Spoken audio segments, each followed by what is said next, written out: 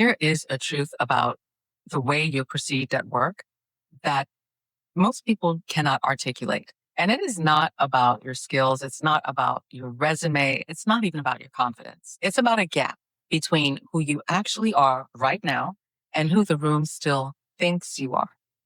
And today I'm going to show you exactly how to close it. Hi, I'm Kim Welcome. And yes, Welcome is my real last name. I did not make it up. And for over 2 decades, I have worked at the intersection of communication, identity, and leadership, advising, coaching professionals across government, corporate, nonprofit, diplomatic sectors. I've watched brilliant, capable women walk into rooms and get read completely wrong. And not because they weren't ready, not because they weren't qualified, but because perception doesn't update on its own. It has to be led. I'm also a recording artist and a speaker. My work lives in the place where performance meets connection, where what you say, how you say it, and who you know yourself to be all converge into a single undeniable presence. This is the work that I do. And today I'm going to teach it to you directly. This channel is for highly contributing women who are ready to close the gap between how much they give and how little they're recognized. We do tips and tricks here, but that's not what we do. We also do the real work because that's the work that actually holds. Subscribe and stay with me. Here's what almost no one tells you about workplace perception. It's always behind you. The room is always responding to an older version of you. Maybe the one from 6 months ago, a year ago, or even 5 years ago. The one who was still finding her footing, still proving herself, still fighting and figuring it out. You've grown since then, but perception is slow. It doesn't move until something forces it to.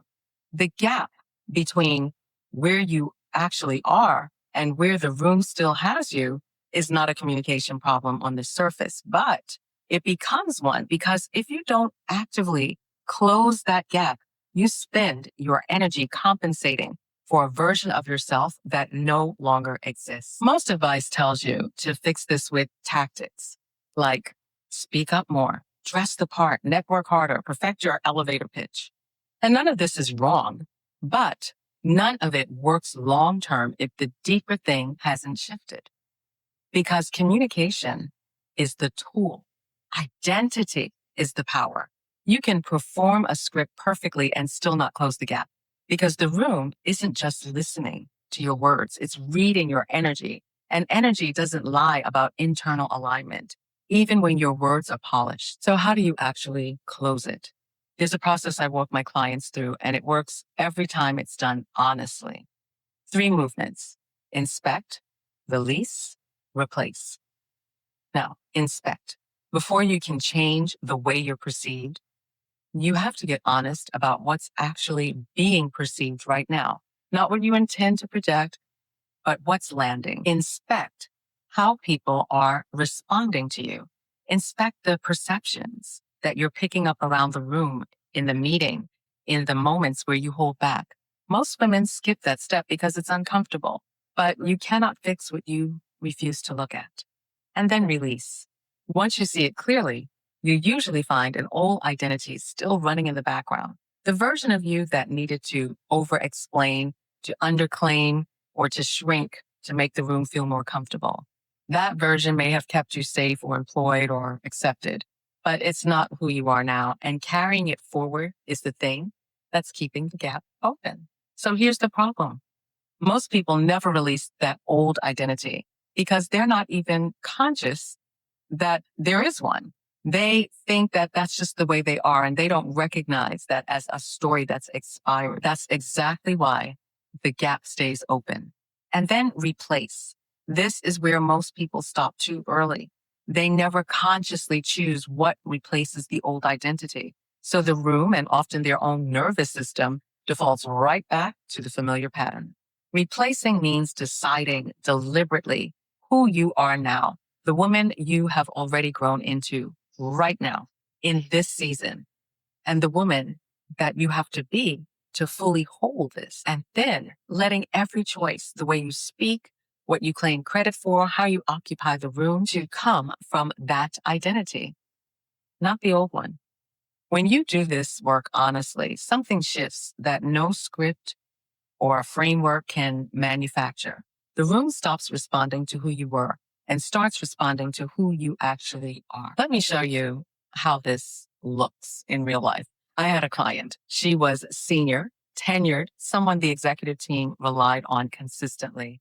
But there was this layer underneath that wasn't obvious at first.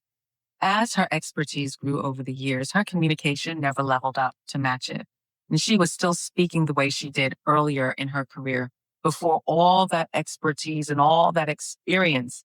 Her identity hadn't caught up to who she actually had become.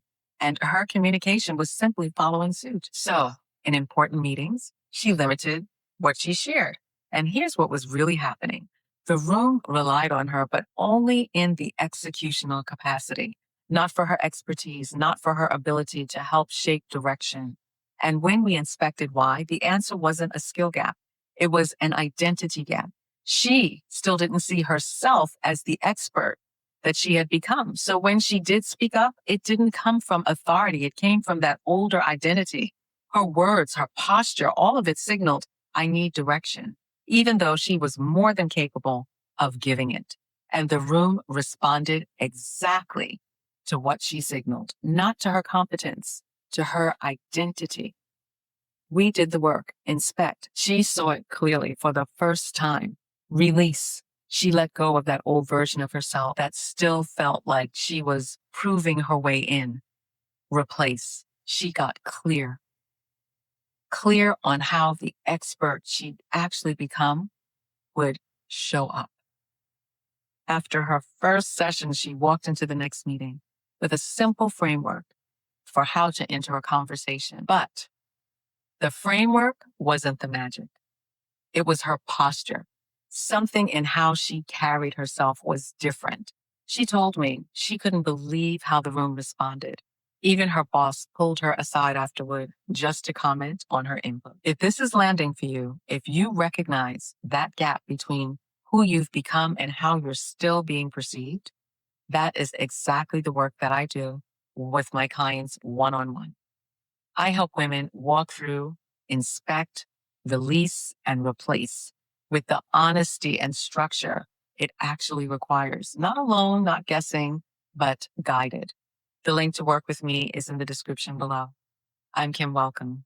Remember, communication is the skill. Identity is the power. I'll see you next week.